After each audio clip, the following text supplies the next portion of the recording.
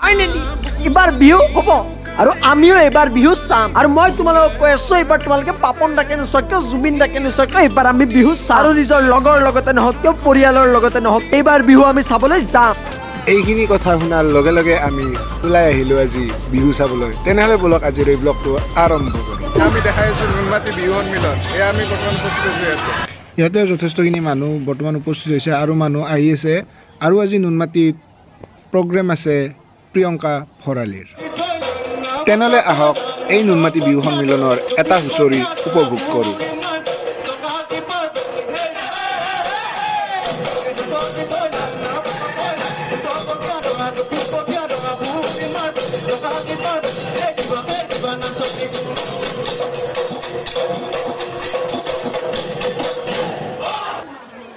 তো ইয়াতে বৰুণ দেৱতাৰ কৃপা পুনৰ আৰম্ভ হৈ গ'ল। এয়া মানুহ চব আহিছে পেভেলিয়নৰ ফালে।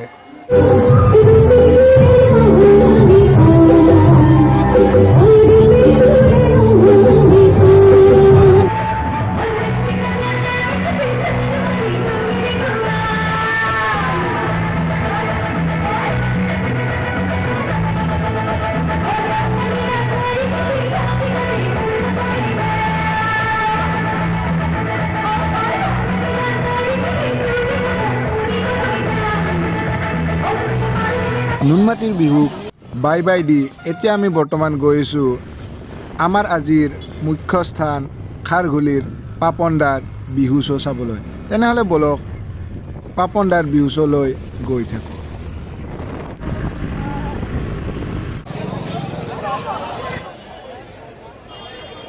কালিৰ দৰে ইয়াতেও বহুত মানুহ উপস্থিত হৈছে। এয়া বহুতো মানুহ উপস্থিত হৈ গৈছে ইয়াতে পাপনদাৰ শ্ব' চাবলৈ। এয়া মঞ্চত পাপন দাই উপস্থিত হৈছে আৰু ইয়াৰে পৰিৱেশ একদম সলনি হৈ গৈছে। এয়া আমি দেখাই আছোঁ।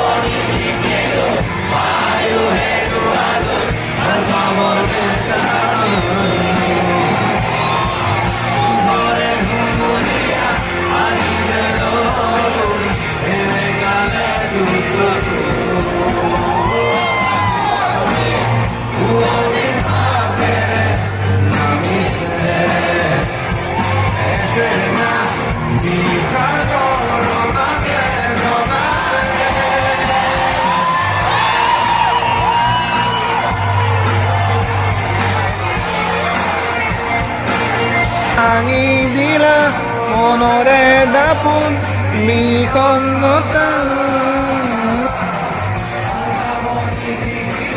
পায়ো হেৰুৱালো